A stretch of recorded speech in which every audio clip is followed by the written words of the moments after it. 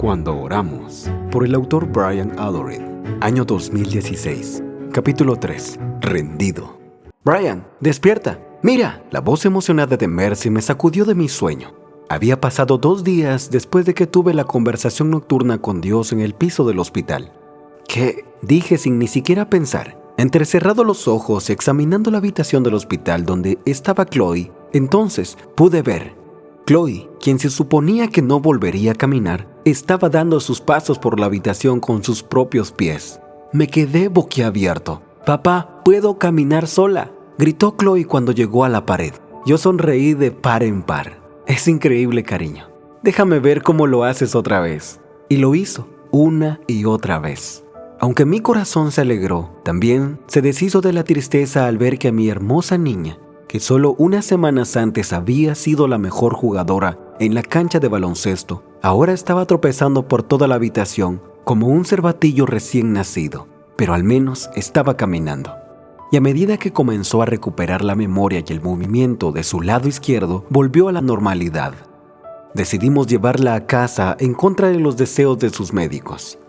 El 16 de mayo del 2016, mi hija salió del hospital caminando. Eso sucedió 2 días después de que el neurólogo nos dijera que no volvería a caminar. Ojalá pudiera decir que la historia terminó ahí y que todos vivimos felices para siempre, pero ya sabemos que no es así. 25 minutos después, Chloe gritaba de dolor al llegar a casa.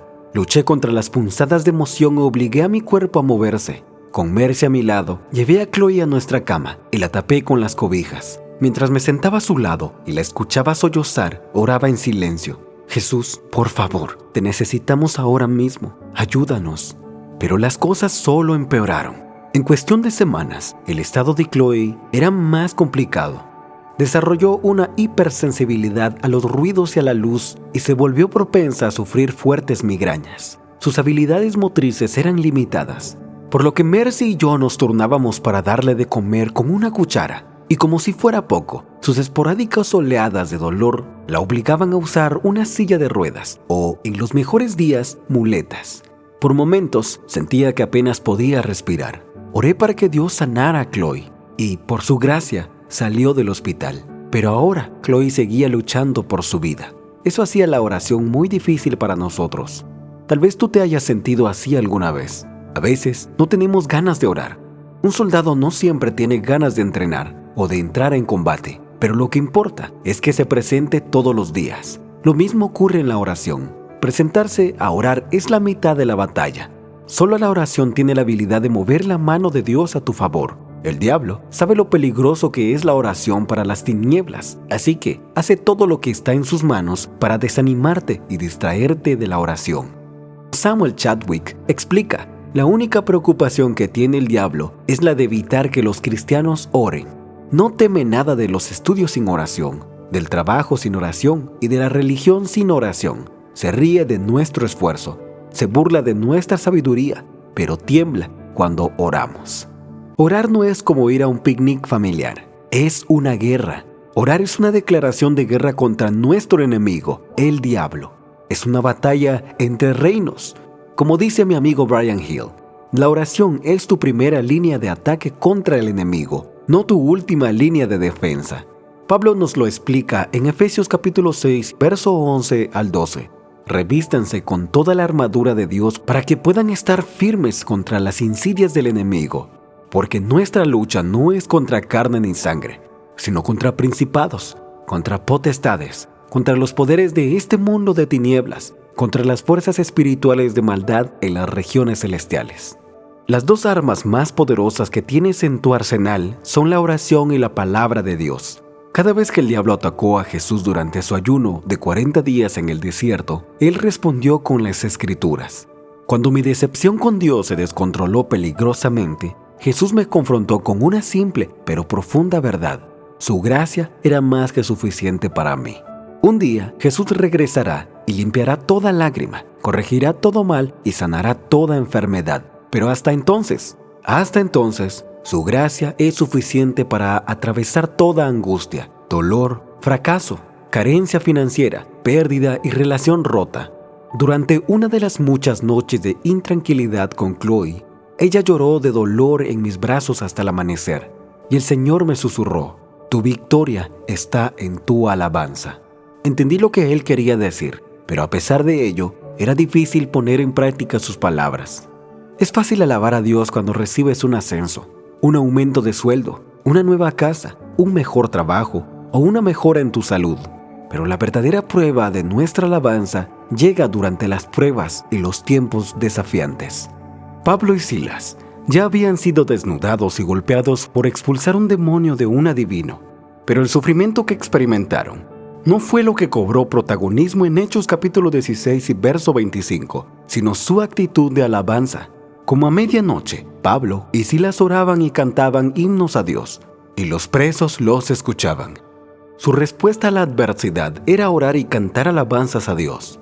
No perdieron ni un segundo en quejas, lástima o venganza. Por el contrario, Pablo y Silas convirtieron el dolor en oración sincera de corazón y la tristeza en un cántico de alegría. Y lo que sucedió después fue asombroso.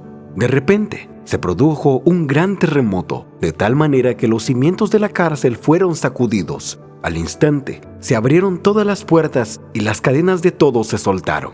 Hechos capítulo 16, verso 26. Su alabanza provocó la victoria, y sus cadenas fueron las únicas que cayeron esa noche. Todos los prisioneros vieron caer las cadenas de sus manos y de sus pies. Cuando oramos y alabamos a Dios en tiempos difíciles, Dios envía una victoria que nos impacta y trae libertad a los que nos rodean también. Tu victoria está en tu alabanza. Las palabras de Dios resonaron en mi espíritu. Las compartí con mi esposa y con mis hijos y decidimos que, a partir de entonces, convertiríamos todas las quejas en alabanza. No importaba lo preocupados que estuviéramos o lo sombría que parecía la situación, alabaríamos a Dios a través de toda nuestra incertidumbre y tristeza. Y finalmente llegó la victoria. Todavía no en forma de sanidad completa para Chloe, pero sí en un cambio de perspectiva. Mientras alabábamos a Dios en medio del deterioro de salud de Chloe y las noches consecutivas de insomnio, comenzamos a estar muy conscientes de su presencia, su consuelo, sus bendiciones y su propósito. No negábamos la realidad, pero estábamos agradecidos por las pequeñas victorias y los milagros que veíamos en el camino. Chloe estaba enferma, pero Dios seguía en su trono, y eso marcaba la diferencia. Decidimos convertir nuestro dolor en propósito. La Biblia describe a Jesús como un hombre experimentado en quebrantos que conoce el dolor. Isaías capítulo 53, verso 5. Se une a nosotros y nos consuela en nuestro dolor y angustia. El apóstol Pablo escribió en Filipenses capítulo 3 y verso 10 que él había aprendido a participar de los padecimientos de Cristo. Jim Elliot y otros 4 misioneros fueron asesinados en 1956, cuando intentaban entablar una relación con el pueblo guaraní en Ecuador. Con el corazón quebrantado, pero sin inmutarse, la esposa de Jim, Elizabeth, decidió quedarse en Ecuador con su hija de 10 meses y servir a la misma tribu que mató a su marido. Elizabeth Elliot tenía una perspectiva única sobre el dolor. No soy una teóloga ni una erudita, pero soy muy consciente de que el dolor es necesario para todos. En mi propia vida, creo que puedo decir honestamente que el dolor más profundo ha surgido la convicción fuerte de la presencia de Dios y el amor de Dios. Como escribió C.S. Lewis hace muchos años, Dios nos susurra en nuestros placeres, habla en nuestra conciencia, pero grita en nuestros dolores. Es su megáfono para despertar a un mundo sordo. Podíamos oír a Dios fuertemente y claramente. Estaba utilizando la enfermedad de nuestra hija para captar nuestra atención. Aprendimos a afrontar el dolor y a la decepción causada por las oraciones sin respuesta con honestidad y valentía. Descubrimos que a veces Dios sana y a veces no. Pero sí viene, se queda con nosotros en nuestro dolor y nos ayuda a sobrellevar nuestro quebranto. Decidimos amar a Dios a través de nuestro dolor y de nuestras heridas, a través de nuestro miedo y de nuestras dudas. Ya era el 14 de junio de 2016. 2 meses después de que Chloe enfermara por primera vez, organicé un desayuno para 143 pastores y líderes locales con mi amigo, el vicegobernador de Nuevo México, Joey Sánchez, quien compartió acerca de su fe en Cristo. Después del desayuno, entablé una conversación con John Robb, el presidente del Consejo Internacional de Oración. ¿Has oído hablar de Jason Hubbard en Bellingham, Washington?, preguntó él. No, le contesté. John sonrió. Jason tiene un modelo sencillo para cubrir a Bellingham con oración. Pide a las diversas iglesias de la ciudad que opten un día mensual de oración. Diferentes denominaciones, culturas, edades y razas se unen para orar un día a la vez. Creo que es una estrategia que puede transformar a Nuevo México. Miré a John con incredulidad. Estás bromeando. Mi amigo Trey Kent está haciendo lo mismo en Austin, Texas. No podría estar más de acuerdo. Imagínate el cambio en esta ciudad si el Señor llamara a alguien a liderar un movimiento similar aquí. Ya que Dios le había revelado la visión de orar 24 horas al día, 7 días a la semana a John. Secretamente yo esperaba que él mismo encabezara el nuevo ministerio, pero no tuve suerte. John sonrió aún más y me tomó del hombro. No podría estar más de acuerdo. ¿Y sabes qué, Brian? Creo que eres el hombre para liderarlo. Sentí escalofríos. John, me encantaría, pero no hay manera de que se pueda. Soy el pastor principal de la iglesia Pasión y Trabajo, a tiempo completo, para la Asociación Evangélica de Billy Graham. Estoy fuera del estado más de 25 semanas al año. Tengo 3 hijos pequeños y la mayor está enferma. No puedo encargarme de nada más, pero puedo ayudarte si tú lo diriges. John sostuvo mi mirada, sin inmutarse. Te lo dije, Brian. Creo que eres el indicado. Pero ¿por qué no oras al respecto y ves lo que el Señor te dice? Había estado orando durante mucho tiempo y Dios ya me había dicho lo que tenía que hacer.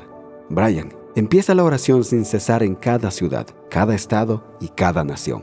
Unos meses antes de esto, en mi calidad de gerente regional de la Asociación Evangélica de Billy Graham, había viajado a Austin para ayudar a preparar la caravana de oración del Tour Americano, Decisión, de Franklin Graham en el Capitolio del Estado. Nuestro coordinador local para el evento fue Trey Kent, pastor de Northwest Fellowship en Austin. En su libro City of Praise, Ciudad de Oración, Trey cuenta la historia sobre cómo Dios le inspiró a reunir a las iglesias de Austin para optar un día mensual de oración. Trey, Kent y Jason Howard iniciaron sus movimientos de oración sin cesar el mismo mes, enero de 2009, 8 años antes de conocerse. En sus 2 modelos, cada iglesia optaba un día o medio día de oración una vez al mes. Los miembros se inscriben para orar durante 30 a 60 minutos desde su casa, trabajo, escuela, iglesia o cualquier otro lugar. 31 iglesias comprometidas a orar un día al mes es todo lo que se necesita para cubrir una ciudad en oración permanentemente. El mismo modelo funciona para estados y naciones. Puedes cubrir tu estado o país en oración permanentemente con solo 31 iglesias que opten un día mensual de oración. Una vez que cada día y cada hora sean cubiertos por al menos una iglesia, puedes tener múltiples iglesias por día. Trey y Jason no se conocían, pero Jesús estaba a punto de conectarnos a los 3 para algo extraordinario. Mi conversación con Job Robb fue la forma en que Dios unió las piezas. Austin, Bellingham y Albuquerque. Si 3 ciudades podían orar independientemente, ¿qué pasaría si nos uniéramos para buscar el rostro de Dios? El 21 de junio de 2016, prediqué el sermón del Día del Padre más difícil de mi vida. Confiaba en el amor del Padre, pero luchaba por entender por qué no había sanado a Chloe. Después de todo, no había optado seguirle en la búsqueda de cobertura de oración 24/7. Cuando llegué a casa, el dolor de Chloe se intensificó. Se dobló con un fuerte jadeo. Dejó caer el tenedor y comenzó a gritar durante nuestra comida familiar del Día del Padre. Corrí al lado de mi hija, la tomé en mis brazos y la llevé a su habitación. Cuando sus gritos se calmaron y se quedó dormida, miré al cielo. Señor, ¿por qué? Durante un largo tiempo, eso era todo lo que podía preguntar. Mi hija lleva más de 2 meses aislada y con dolor. Te amo, Señor, pero no lo entiendo. Podrías curar a Chloe con una sola palabra. Entonces, ¿por qué no lo haces?